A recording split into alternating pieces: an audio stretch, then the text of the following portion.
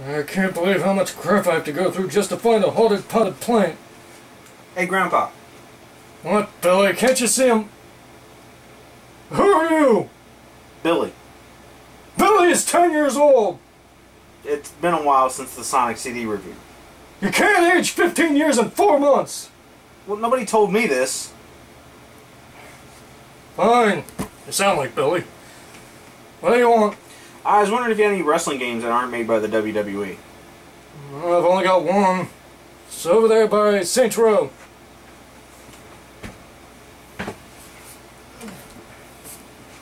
The heck is this? Rumble Roses? Well, I guess you're old enough for M-rated games, Billy. Come on, have a seat and I'll show it to you.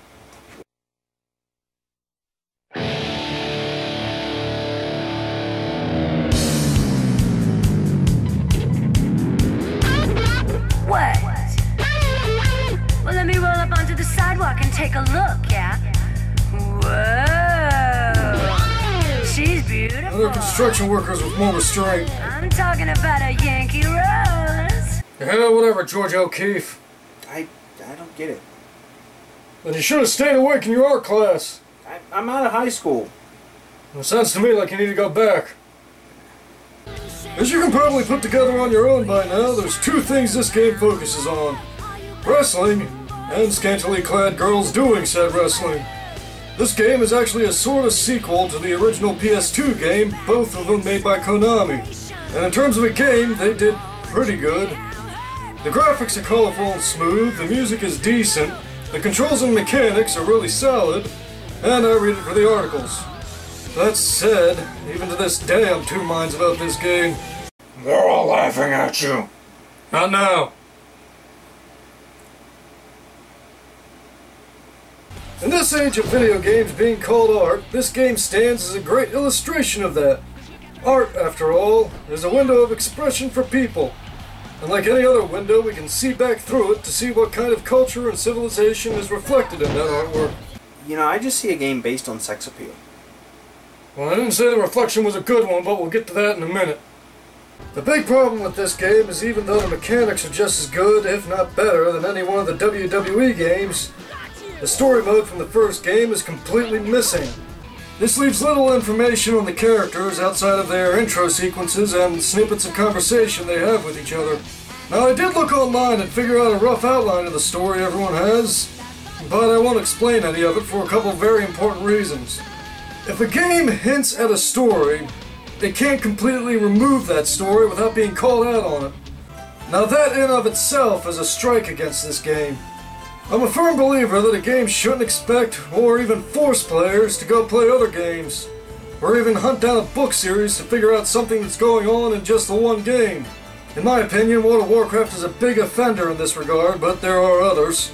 But the other point this leads to is that without all the story and other information, we have to look at the characters as presented to us without anything to gauge our perceptions off of.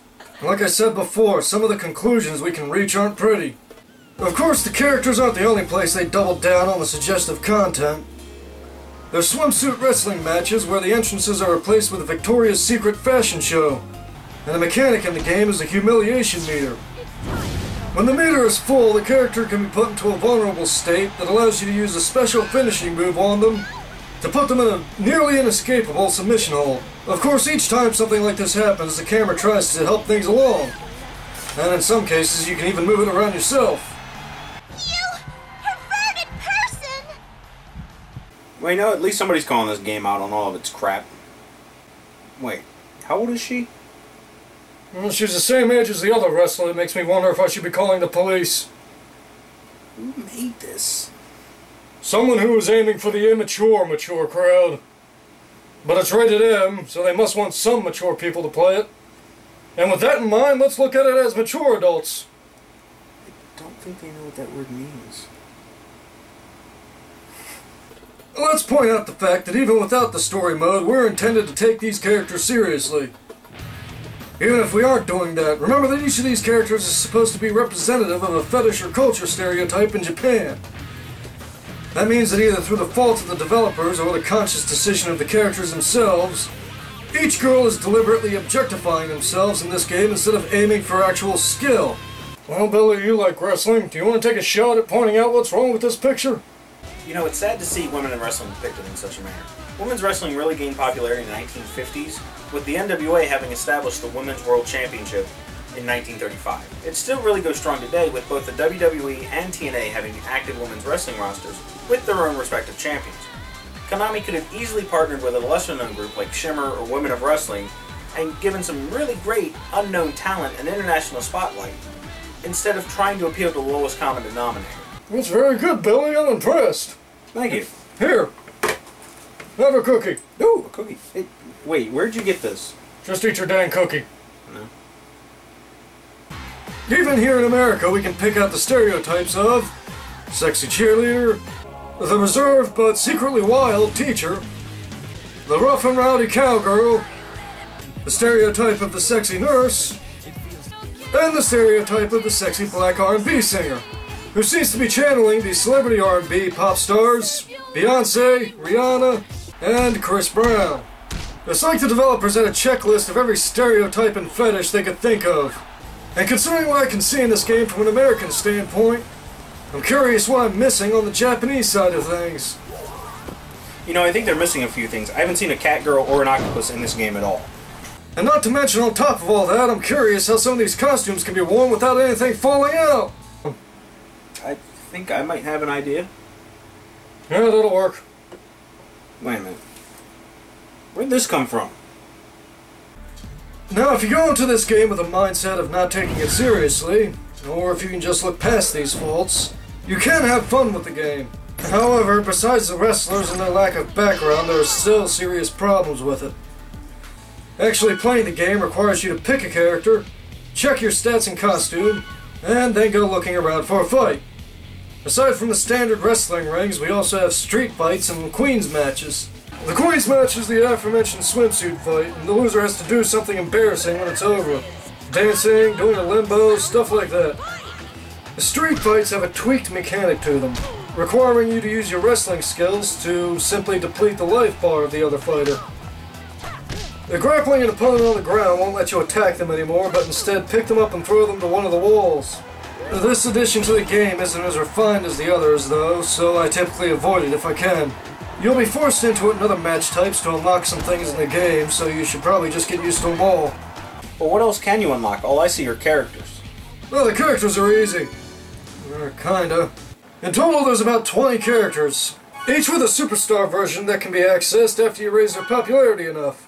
It's the extra costumes that are a pain. The characters work like this. The ones in the top row are face personas, and the bottom row are heels. Now, if you don't know your wrestling terms, that roughly equates to good guys and bad guys. The heel alter egos of the default face characters are unlocked by simply winning the championship from them.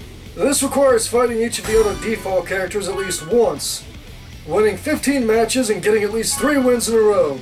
The problem here is that the matches are random, and if the opponent you need isn't on the map, you either have to keep fighting or reset the map by reselecting your character. This becomes very annoying when you have to deal with things like the face alter egos of the heels. For each face alter ego of the heel character, you have to beat that heel character 10 times with a certain character.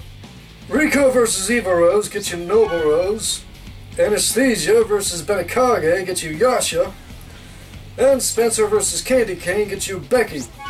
Again, if you don't see them on the map, you either need to keep fighting or reset it. Please wake up, dear sister! By the way, unlocking the alter egos is the only thing that's rewarded for free. Unlocking the costumes for each character can get so complicated you're wondering if there's a druidic ritual involved. Vague hints are in the game, but in the end you're just going to have to turn to game FAQs to figure out exactly what to do. I have here a list of how to unlock all the costumes for all of the characters, and I'd like to read how to unlock the blue t-shirt and jeans costumes for one of the characters. You have to win 3 humiliation-only matches, 3 street fights, 3 three-way dances, and 3 fatal 4-ways, and then you have to win 3 handicap matches in a row. Who comes up with this stuff? Yeah, and that translates out to about a whole day's work. Or an afternoon if you're lucky. Worse still, the costumes aren't exactly rewarded. Instead, you have to fight somebody wearing that outfit first, And then you go to the store to buy it with the points you collected during all your various fights. Oh yeah, and to get the special swimsuits, you need to buy new penalties for the Queen's match. And have an opponent perform each penalty. This has to be done for each individual character, with different requirements for each costume. The problem is, the costumes aren't different at all from each other. If you want to unlock everything, well then, more power to you.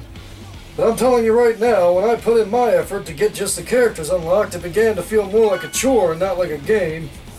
Now normally I wouldn't bank so much time in discussing secrets in a game, if at all. But this is a special case. Without a story mode and a clear sense of progression in the game, all we're left with is pretty much just a minstrel sideshow. I'm not asking for every video game to be God's gift of perfection, but I think we'd all like a game to handle things with a little more tact and decency than this one did. Combine all this with characters that feel one-dimensional, if you're being generous, and you've got a game that feels like it wasn't really thought out too good. You know, this has to be the most ridiculous pile of crap I've ever seen. Ridiculous? You haven't seen nothing yet. Check this out.